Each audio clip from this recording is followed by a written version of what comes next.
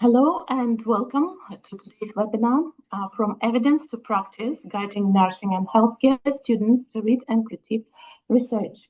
We're delighted to be joined by the authors of the best-selling textbook, How to Read and Critique Research, Helen Aveyard, Nancy Preston, and Morag Farquhar. My name is Ruslana Khatagova, and I'm a marketing manager at Sage Publishing, working on our nursing textbook portfolio.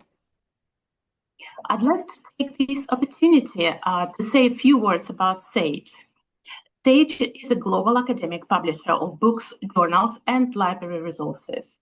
At Sage, we are committed to supporting health and nursing education. We publish a wide range of nursing textbooks, handbooks, and student reference books that support both student learning and teaching practice. Our books cover all levels, from introductory texts for students new to nursing to more specialist titles for advanced study and professional practice.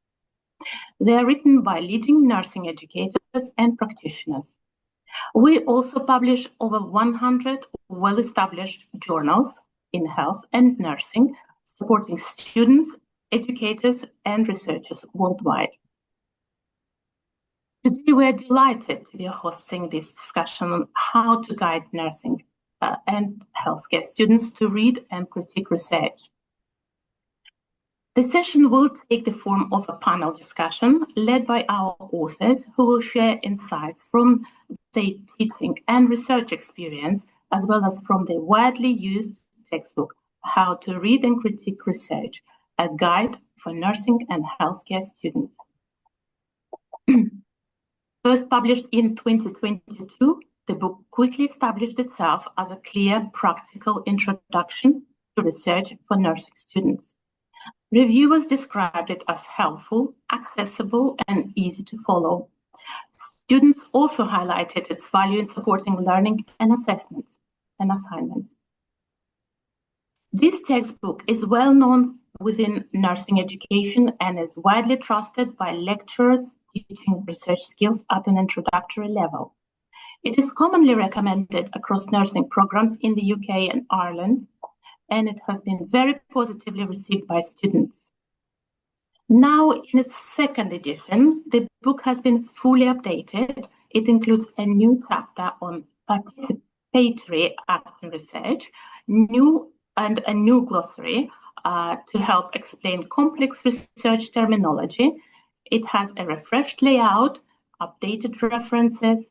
It is accessible and practical with step-by-step guidance and contemporary examples. The second edition is now available on our website at sagehub.co.uk, or from your usual bookseller. We're also offering a special author discount.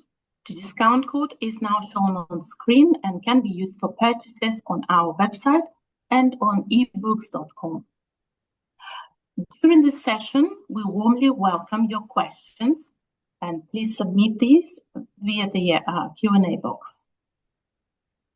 And I'm now delighted to introduce our panel. Dr. Helen Aveyard, an associate professor in the Oxford School of Nursing and Midwifery at Oxford Brookes University. She's a nurse by background and has published widely on nursing ethics and research method education. Helen is the author of the best-selling Doing a Literature Review in Health and Social Care, a Practical Guide. And she has co-authored several widely used guides on to critical thinking, evidence-based practice, and research for students and educators in health and social care. Morag Farquhar is Professor of Palliative Care Research at the University of East Anglia. She's a nurse by background and has over 30 years of experience in health services research, mainly in supportive and palliative care. Morag teaches research and evidence-based practice across undergraduate and postgraduate programs, and she supervises doctoral research in health and care disciplines. Nancy Preston is Professor of Supportive and Palliative Care and Associate Dean for postgraduate research in the Faculty of Health and Medicine at Lancaster University. She has over 30 years of research experience with a focus on palliative care and decision-making in serious illnesses. Nancy has published more than 150 research papers and is an experienced PhD supervisor and co-author of several key texts on research methods and palliative care. And now I'd like to hand over to our authors, and to open our discussion, I'd like to ask authors, could you share how the idea for the book came about and how your teaching experience with nursing and healthcare students shaped its focus on helping students read, understand, and critique research? I'll hand over to Helen. Please. Thank you very much, Ruslana. Thank you. How the book came about? Well, that's a really good question. As an author team, we were all very much aware that a lot of students find research quite tricky to engage with. And we wanted to do something about that. We'd all had quite a bit of experience teaching undergrads, postgrads, PhD students, and we found similar issues in all of those different groups. And we sort of sat down and decided, right, what can we actually do about that? We were also aware that there are lots of research methods books out there, but generally they tackle research by concepts. So, for example, let's look at sampling, let's look at analysis. And those concepts, there was a possibility that they would stay fairly dry and fairly abstract. So we wanted to sort of change things up a bit and do something a little bit different. So we came up with the plan to write a book which was focused around the reading of research papers, because that's what we direct students to. That's what really matters. It's really important that students can get the gist of a paper rather than be able to tell you why a sample size is important, for example. So we decided to write a book that focused on individual papers. So that we could actually apply the theory to some practical examples, rather than having those examples being really quite theoretical. So we decided to write a book with a difference. And instead of taking the reader through a range of research concepts, we wanted to take the reader through a range of research papers. So this is what we did. We identified papers. Originally, the first edition of the book had 9 papers. We added an additional paper for this second edition of the book. We met as a team to critique the papers, and I think we'd all agree that we all learned massively from this project. It was that toing and froing of ideas between us that really made these papers come alive, and we think it's also made this book come alive.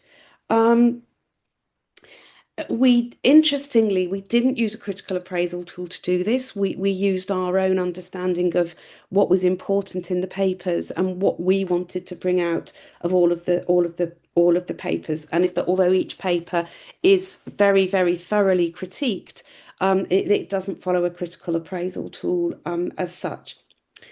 Once we'd done our critique and written a draft of each chapter, making sure that each paper was an open access paper so that the papers were as accessible as possible to our readers. We then contacted the authors of the papers and gave them the opportunity to read our critique and then fill in any gaps. And again, this was a really nice addition to the project because it gave us contact with the authors. We'd read their papers so thoroughly, critiqued them, and then they came back to us and they said, oh, well, the reason the sample was because, and it really, really illuminated things that weren't necessarily, the papers themselves didn't have the word count to necessarily explain. The authors were actually able to come back to us and really explain any areas that weren't 100% clear in the papers. Nearly all of our authors did come back to us, and nearly all of our authors were delighted. We were relieved to find out to be included in the book. That I think there was maybe one author that we weren't able to make contact with.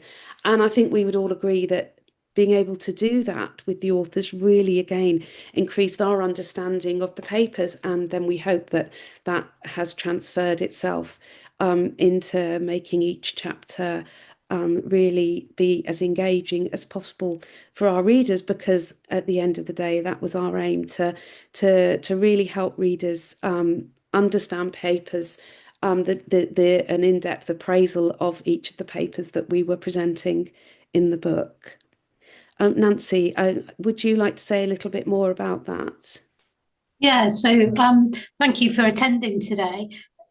I think for us, it really was, building on what Helen says, was about bringing research to life and not keeping it in the abstract. So we can all read these big, heavy, long textbooks. They're very detailed, they're very referenced, and they're probably good if you want to just write an essay. If you really want to understand research, and for a lot of undergraduates, it's about understanding a research paper.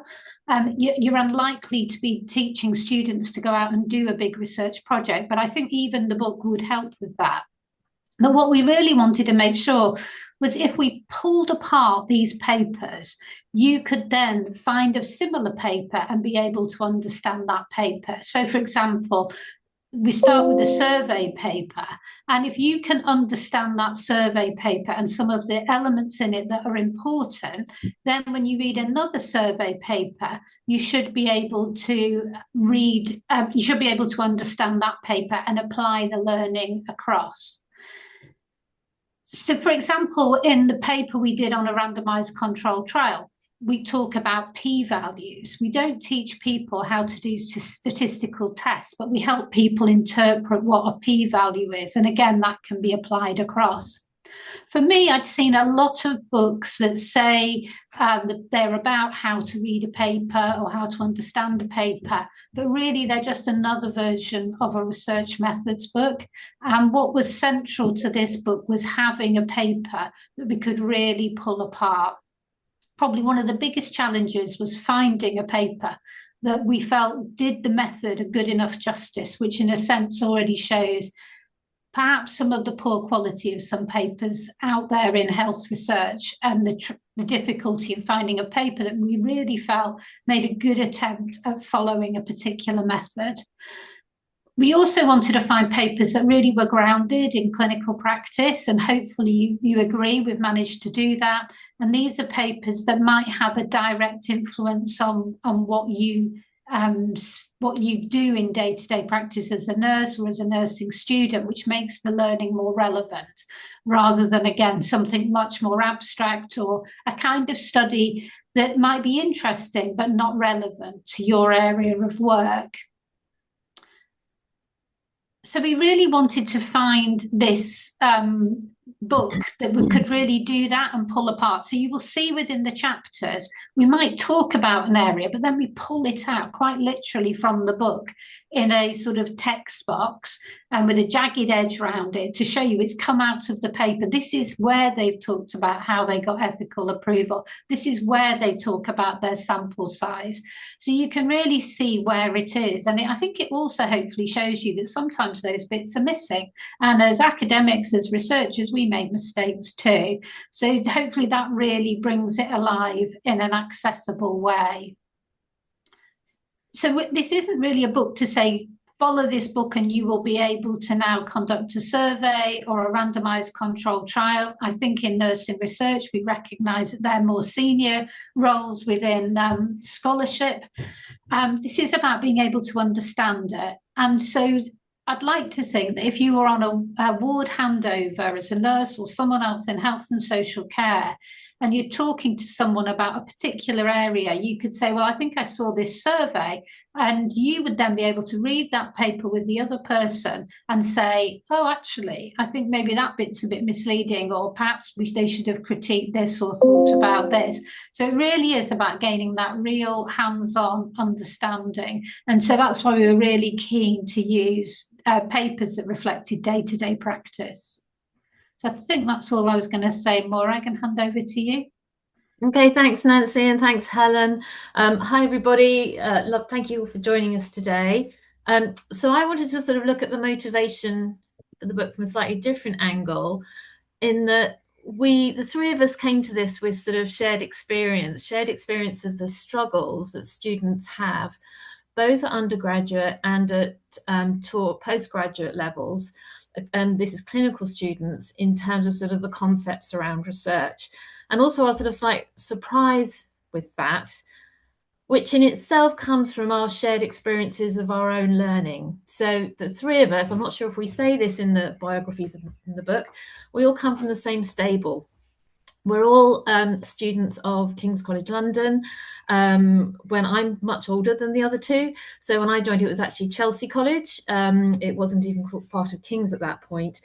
But that means that we're all products of one of the earliest nursing degrees out there. We had the luxury of this 4-year honours course that we did. And it was a course that completely had research embedded in it. It was integral to every single lecture we went to, and you couldn't breathe. You couldn't write a sentence without putting a reference at the end of it. Otherwise, you got your wrist slapped. So it's very much that we grew up with research being part of nursing. And it's because partly because of the way it was taught. And we were taught by people like Jennifer Wilson Barnett, Sally Redfern, Lynn Bateup, Jill MacLeod Clark, who lived and breathed research all the time. They were researchers, they were nurses.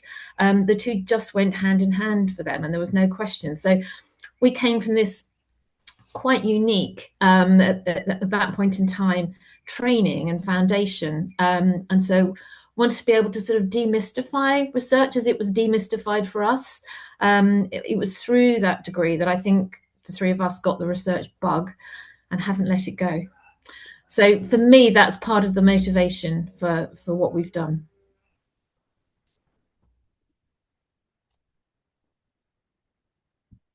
Thank you very much for this very detailed and good introduction to how you approached this project and decided to undertake it. And it's extremely important for the nursing students to have this kind of resource that teaches them how to simplify the approach to the design and the methods and the language and the easy and simplified explanations that you provide with this book.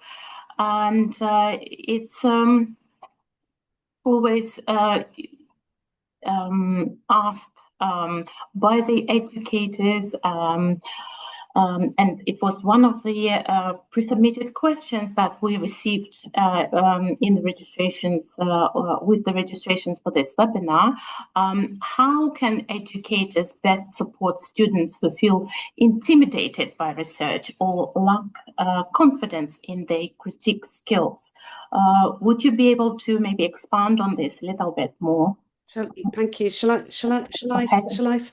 Thank you, Aslani. I mean, I guess that is the central ethos of this book, in getting, and it's something that we've all sort of tussled with. And I think the conclusion that I've come to after, quite many years in education is that there is no easy place to start. There is no easy research paper that you can say to students, go on, read that and you'll get it, or you just won't. I think the conclusion I've come to is we have to start somewhere with undergraduate students, support them, and acknowledge that there is a lot of complexity in a lot of research papers. I don't want to speak for Nancy and Morag, but often I don't understand every word, and it's that's quite normal. And you don't have to. What you do have to be able to get is that the gist of a research paper, the story of the paper. And I always say to students, well, in just in lay terms, well, they went out to a school in East London, and whatever it was, and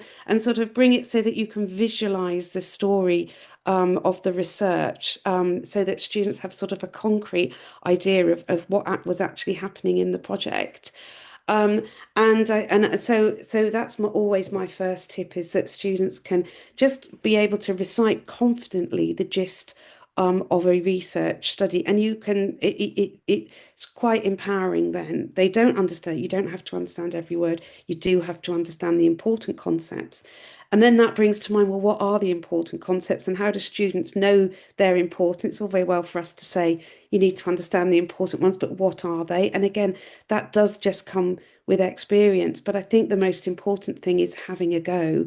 And that's why that's why we wrote this book as well, to help students have that go and just have that initial first appraisal of a paper, and incrementally students build up their understanding. Yeah, and I would say, building what Helen said, trying to find a good paper. Hopefully we've done some of that work for you, so that we've already gone ahead and like I said, that probably was one of the hardest parts of the book, was selecting the papers. You know, I can remember sitting in a library, the three of us, and we'd think we'd got one, and then we were like, oh, it's just not quite there, is there? And I think by seeing that and allowing students to critique papers, that will build their confidence. I think there can be a feeling that academics and research is perfect. It's far from perfect. And if you can critique something and understand why something isn't quite right, then I think that gives you confidence that, you know, all right, maybe I know a little bit here and I can understand this enough to read the next paper and apply that learning to the next one. So, yeah, hopefully what we've done is help find you a selection of papers that are pretty good examples. They're not perfect, and the authors own up to that they're not perfect. And again, hopefully that gives confidence to the student that there's the researcher saying, oh yeah, maybe I didn't say that as well as I should have, or maybe I could have considered a different approach. And then they can see that this isn't a perfect world, and that maybe they do have a voice and something to say there. Thank you very much for this answer, and covering pretty much everything that readers might be interested in to hear. And it's also it would be good to know the selection of papers that you've covered in the book. Do they cover every method that a nursing and healthcare student would be looking at, and what is the requirement for example, for nursing students, for example, to what depths of knowledge do they need to have, and how they are assessed in the studies on their research skills. Would you be able to maybe allude a little bit on that? Morag, do you want to come in on that? Sorry, could you repeat the question, Ruslana? I'm not quite sure what you were asking.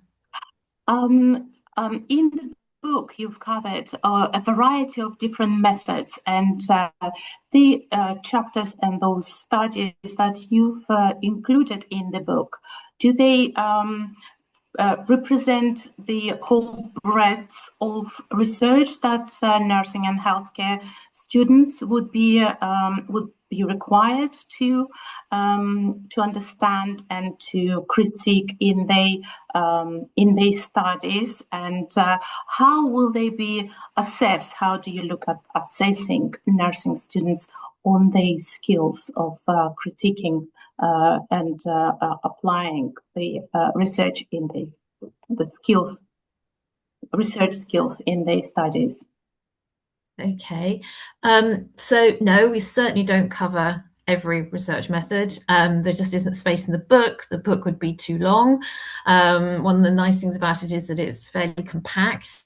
But what we did do, we spent quite a lot of time thinking about which types of papers we should cover to give people at least a grounding in those methods and ways to critique those papers. So, for example, we only picked on certain types of review paper, but there are a whole breadth of different approaches to conducting a review in some sort of systematic way. We've covered a couple of them, and we had big debates about which type of additional paper to bring in. We obviously responded to feedback reviews from the first book, and one of the suggestions in that was to look at participatory action research, which is the extra chapter that we've put in. So the second part of your question was about how students are assessed, and I think that varies hugely, as our audience will know, across different healthcare programs, whether it's undergraduate, postgraduate, what the module is, and so on.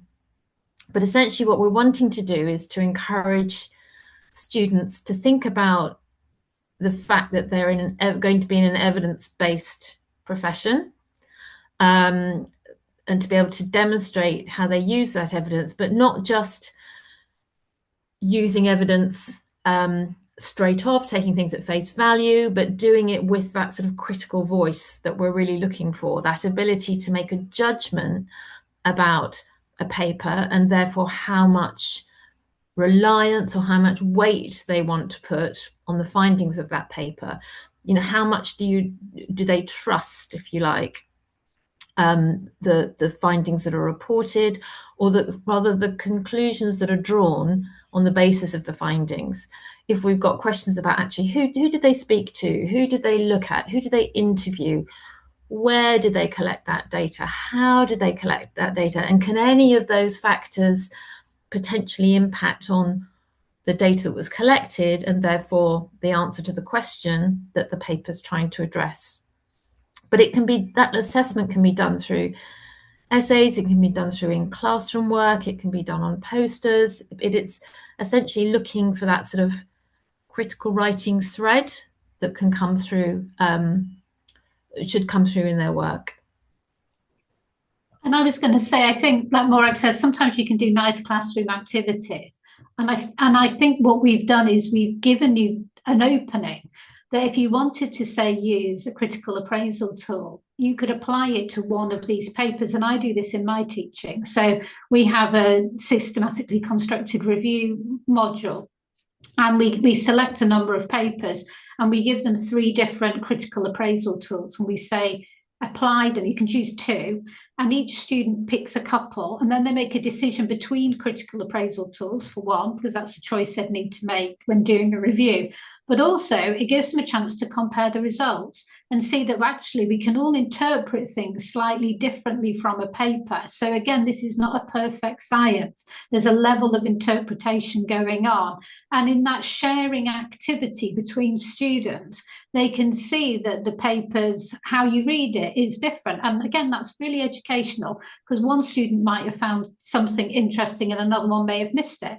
So I think, you know, like I said before, we've given you some nice 9 papers. We haven't applied a critical appraisal tool. And actually that means you could potentially do that in a classroom to get them to look at different tools, but also different interpretations of the same paper. Well, thank you. And I think the only other thing to follow up on that as well is that while, as Morag says, we didn't use all the papers by any means, and there's so many out there, what we did do is we pooled the ones that we feel that students are using most often. So either to support their evidence and assignments, to support what they need to take into clinical practice, or what they might use in literature reviews. So while by no means it's comprehensive, it probably is the 10 most popular type of research used. I'm saying that somewhat hesitantly, but they're probably fairly frequently arising pieces of research that students and colleagues will be using. Thank you very much. And I think there were some questions pre-submitted as well in preparations for this webinar, and one of them, 2 research studies have the same points of critique, and what are the key differences? Would that be something you, Helen, might be able to answer?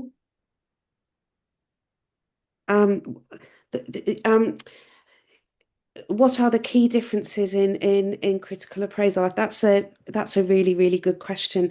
I mean, one of the fundamental things that we try to teach students at all levels is that research process that runs through all papers, and it's really, really important that students understand that research question, the research aim, the method, the results, the findings, the discussion, the conclusion. And it's a framework that is largely common to all papers, differently applied. It's also applied in lit reviews, and again, that's another reason that we think it's so important that students sort of understand that framework, because it helps them to understand research and differentiate it from a paper that isn't research. So that framework is really, really important. Within that, critical appraisal tools tend to be based on that framework, but there are, of course, lots of differences. Sample size in quantitative research is founded on completely different principles than in qualitative research, for example, and sampling in lit reviews can be different as well. But I suppose what I would say to that is the overriding framework to appraise research is probably fairly similar, but the papers themselves in different methods are very different. And that's why you get critical appraisal tools for specific types of research, and there are a lot of nuances and different questions that apply to specific areas of research.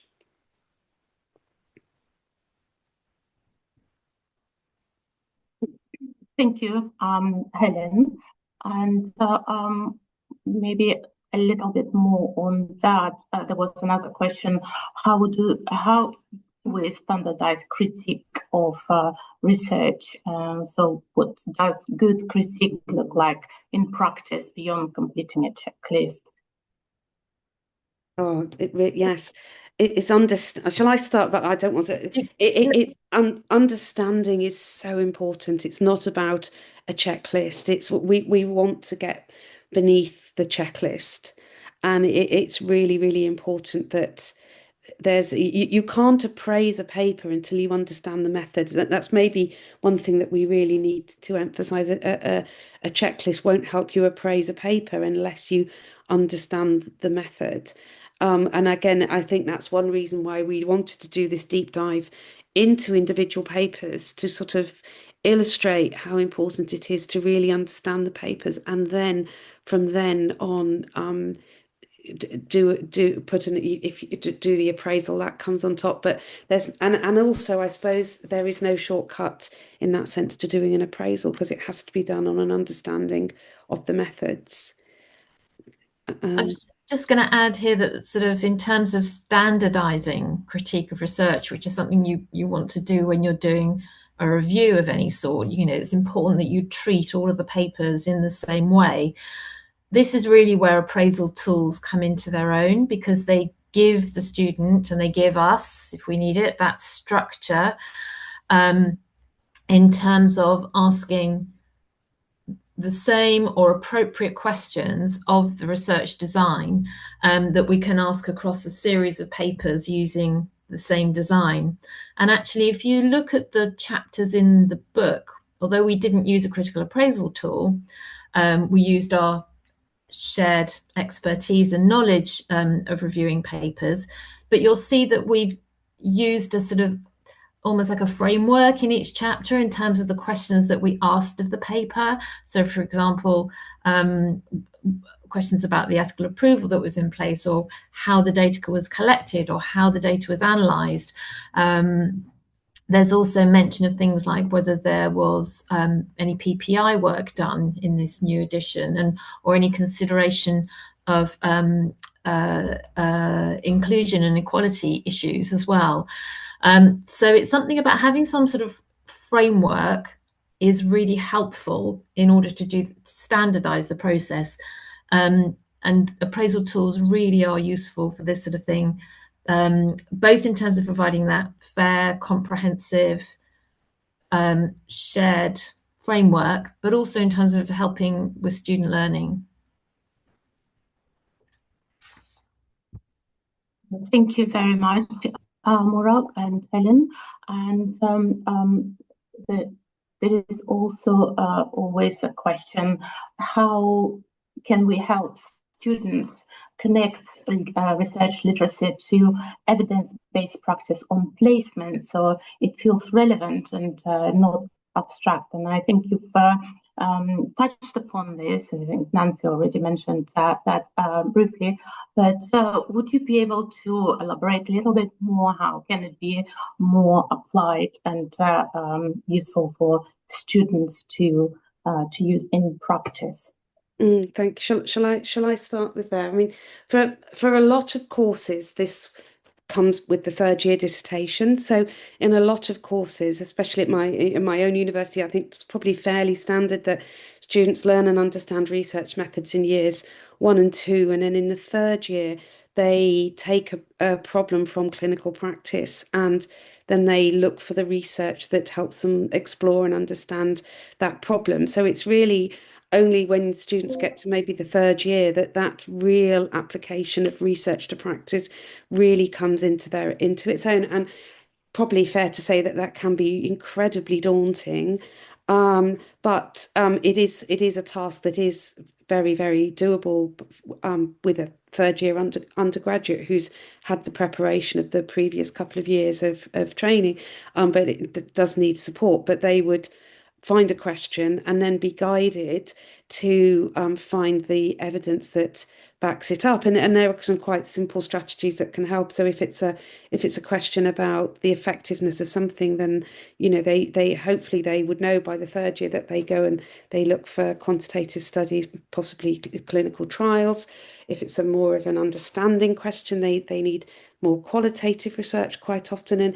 But that sort of that deeper level of thinking is certainly at my university the sort of culmination of the 3 years of understanding of research methods and research education. And it's certainly it's a more complex skill that we would anticipate students are ready to do in their third year.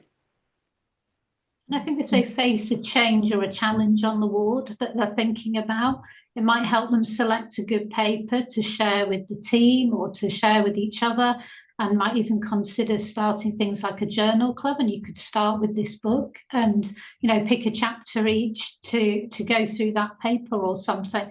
But I remember when I think it goes back to what Morag said, that we came from the same stable, and it was very much about being change agents and challenging practice.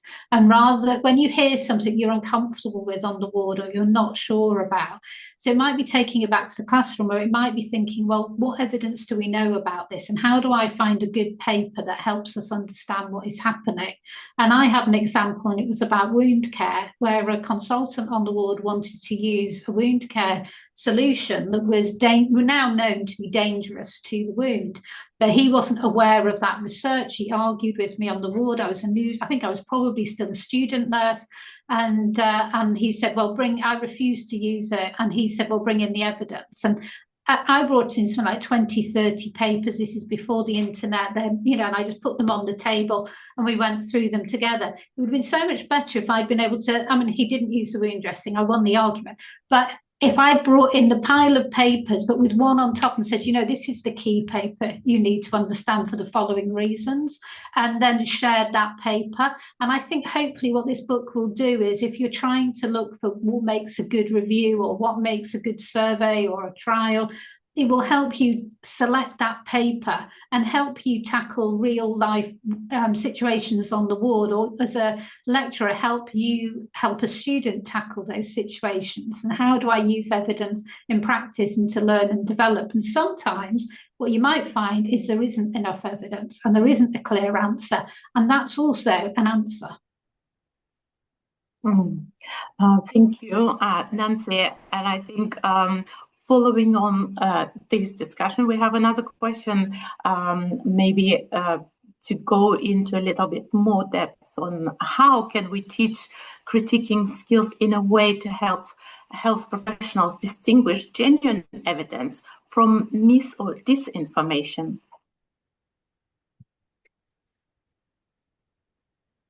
Is it something that you could comment on? It's a really, really important question, isn't it, in today when we've got so much information, and I think it's really, really important really challenging for students to be able to distinguish between good evidence, fake evidence, and it's going to become an ever more much needed skill. And I think going back to the previous discussions we've had about the importance of recognizing research from other sources of information is it sounds really basic, but I've learned that a lot of students do take a bit of time to be able to make that recognition, and that helps in some ways to sort of from relying on fake evidence, but so that's one really important thing to be able to do, but having those critiquing skills should help a student identify research papers from non-research papers, and then to identify the strengths and weaknesses of research papers. Nancy or Morag, would you add to that?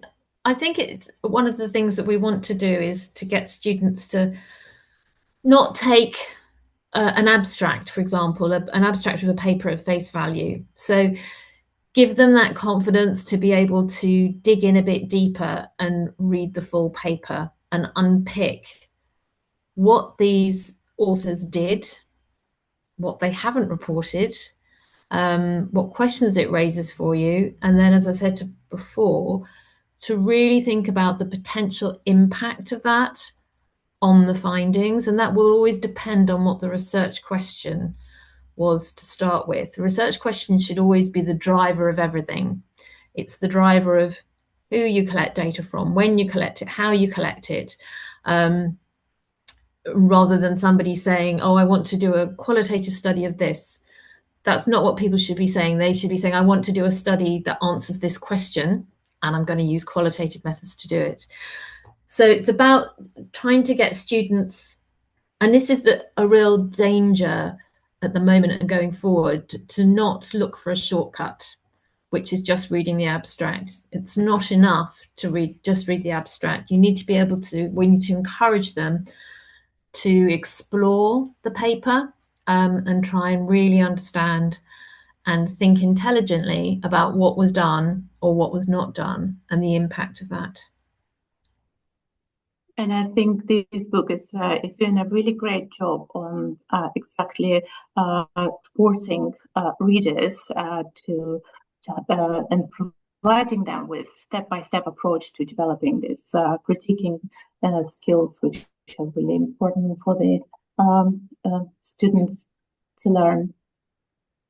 I'm just a little bit conscious of time, and we have lots of questions we were not able to cover in fully in this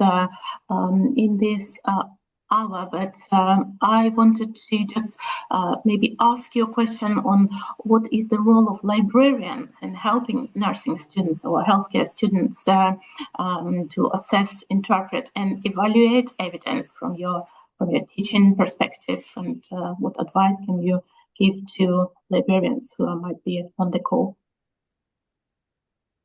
I mean, research librarians are an essential tool in our education system, without a doubt. They massively complement the team, and yeah, they're very important because they are the experts in information retrieval and understanding. So there are a couple of questions in the Q&A.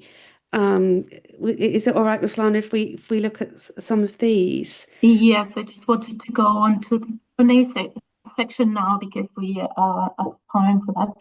So yes, Amber, would you be able to help us with some of the questions in the Q&A? Thank you very much. Hi everyone, I'm Amber. I'll just be running through the Q&A questions. I'll jump right into it. So we've had a pre-submitted question and one come through live, both about, I'm sure that everyone can guess the topic in everyone's conversations right now, AI. And I feel like it would be remiss not to mention it in some way. So we've had the live question of how do you feel about the use of developing AI literature review tools such as Research Rabbit or Elicit? And we had a pre-submitted question of any suggestions on how to tackle students using AI for critical appraisal assessments. So I guess the double-ended question of how do you feel about it, and how are you tackling the usage of AI to make sure that assignments are authentic?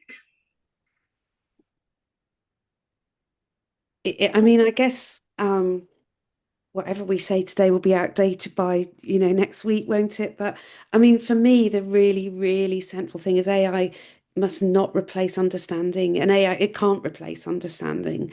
There's simply no point in using AI if it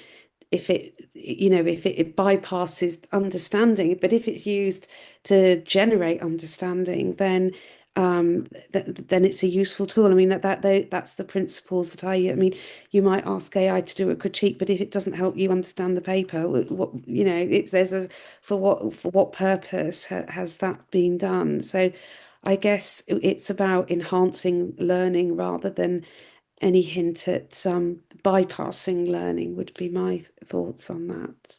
And I think it's something you could incorporate into classroom sessions with a comparison of what someone has pulled out of it themselves to demonstrate their understanding versus AI. Then you can start to show the holes in AI, and there are lots of holes in it. We get emails as academics saying, oh, can you send me this paper? The paper looks genuine, but I've not written that paper. It's been created by AI, because they've assumed the authorship. They've assumed that I've probably written titles like it.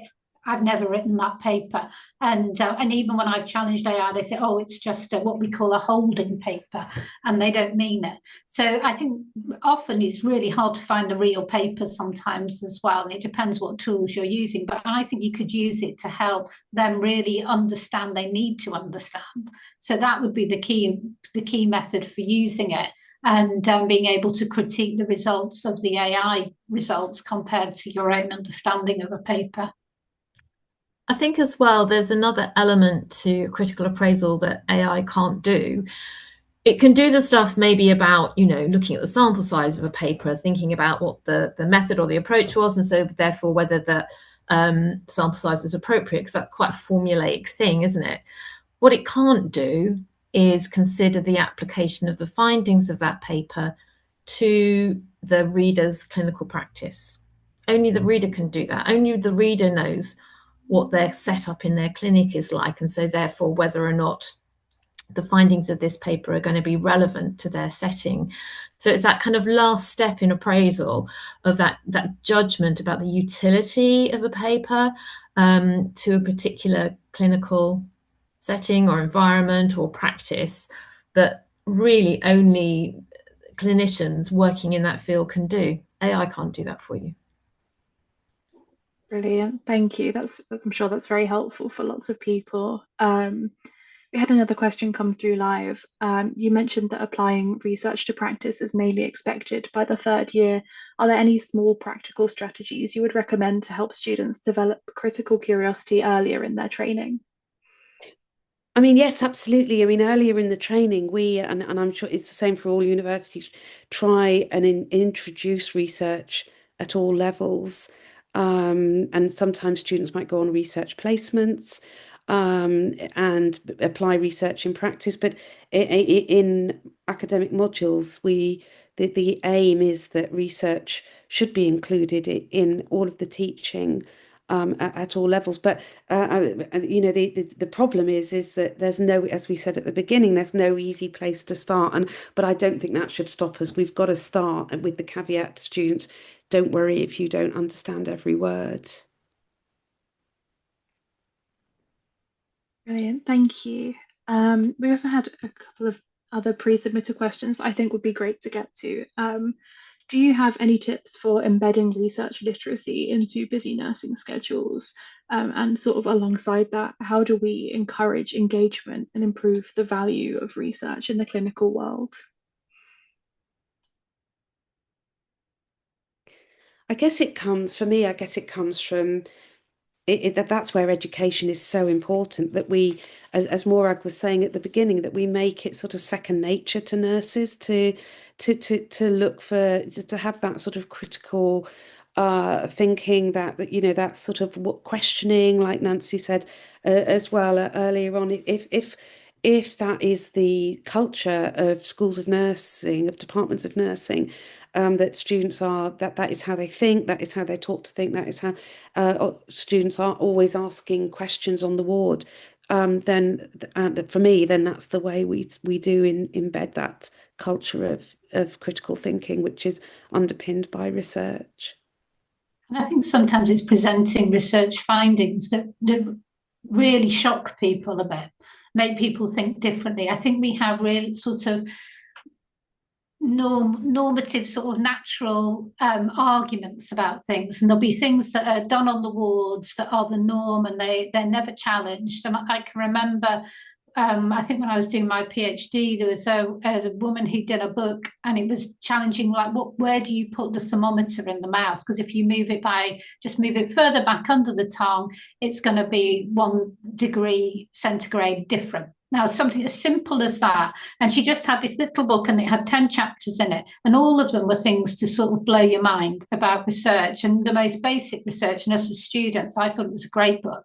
And I think sometimes it's just those simple explanations of research evidence that can make people think differently, and challenge the norms and how you might go about things. And I think, like Helen said, with AI, by tomorrow it will have changed. Well, research moves on, research changes. So what might have been right when you trained or when I trained will have changed, and we need to be ready to accept that challenge and the new research findings.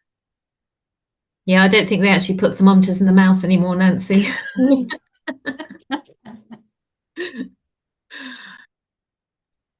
Brilliant, thank you. I think that's some really important points there.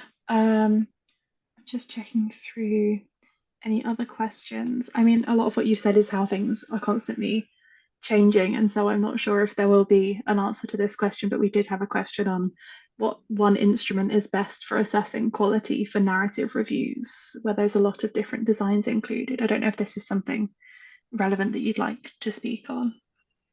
Again, that's something we use in teaching. So we might compare, say, an map tool compared to the Hawkins tool, compared to another tool, a JBI or something, and get students to practice it and take it in, and see which one works for the kind of papers they're really looking at, but also where are the differences, where's it hard to understand the tool, and where are you getting different interpretations? Because I don't think there is one tool for everything. And so you've got to kind of work with it, and equally be open to critique the tool you've used. Yeah, we do a similar thing with our postgraduate taught students, in that we sort of put them into small groups, and they each try a different tool on the same paper, but there's sort of pairs of groups, so that there's a pair of groups are using the same tool. So you might have 3 tools split across 6 groups, so 2 groups are using the same tool, if you follow my maths. But what's interesting then is to get them to not so much share their critique of the paper, but share their critique of the tool. And you can then compare across the groups that use the same tool what their views were on it. And we also ask them at the end of it to think about whether or not using that tool changed their judgment of the paper. And that's quite an interesting question, because they've had to go through the paper in a more systematic way rather than reading it off their own bat and making a judgment. And it's some of the responses we get to that can be really interesting. And also just to say as well that it's critical appraisal is not an exact science. So sometimes the use of tools makes you think it's more exact than it is, especially the ones that enable you to score a paper and so on. And going to Ginny's question in the chat, why did we decide not to use an appraisal tool? And I think it was probably for that reason. So we weren't aligning ourselves with any one appraisal tool, with and also to sort of, so that it wasn't we kept it away from being a sort of formulaic in that sense. Yeah, I think the key decision was not to sort of promote one tool over another, because the danger is that students say, oh, they use the CAS qualitative tool for this, so I must always use the CAS qualitative tool. So instead we just decided to sort of pool our knowledge, and as I said earlier, had a sort of set of almost headings that we answered, that were questions that we answered within each chapter instead. Could I go to Carolyn's question about where some research papers are really promoted? So, for example, on what is now X. If anyone, I don't use X anymore, but it is possible to really promote papers on there, isn't it? And the danger with that is you're promoting certain papers and not other papers, and so social media it isn't necessarily always very helpful in that sense. It's taking us sort of back a step, where what we want students to do, or everyone to do, is find the most appropriate paper rather than the one that's promoted on social media. So it's hard to give a really clear answer. Although I think what's interesting is she's talking about whether we should become research influencers using social media, which I think, probably a few years ago, Brown and Clark with reflexive thematic analysis really became research influencers on X, and they've come off X. And I think that influencing has gone. There isn't a really obvious place to do this.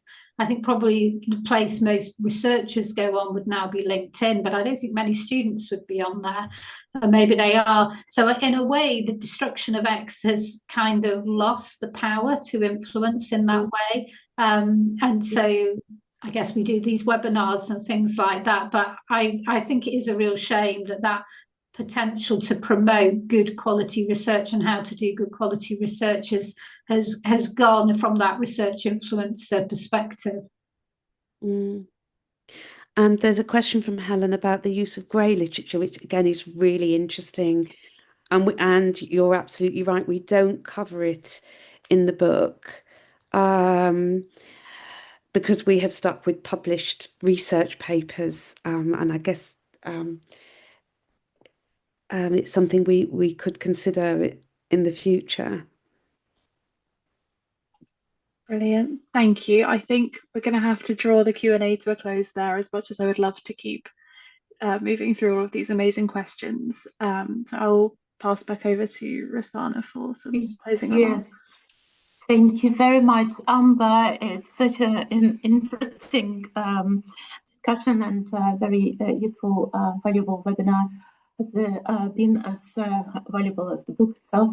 Just a final reminder, I've noticed that some commented that they really like the book and they'd like to potentially purchase it. So we have 25% discount. Please use this discount code, and I will be happy to follow up with some unanswered questions after the webinar. We'll have the recording circulated after the webinar.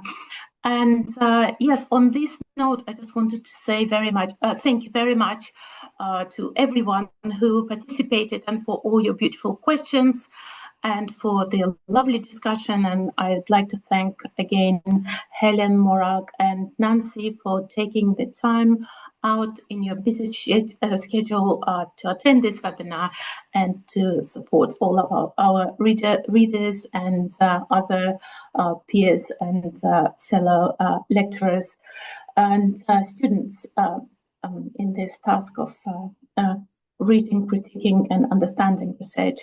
And on this note, I'd like to say goodbye to everyone and hope you have a lovely day, rest of it.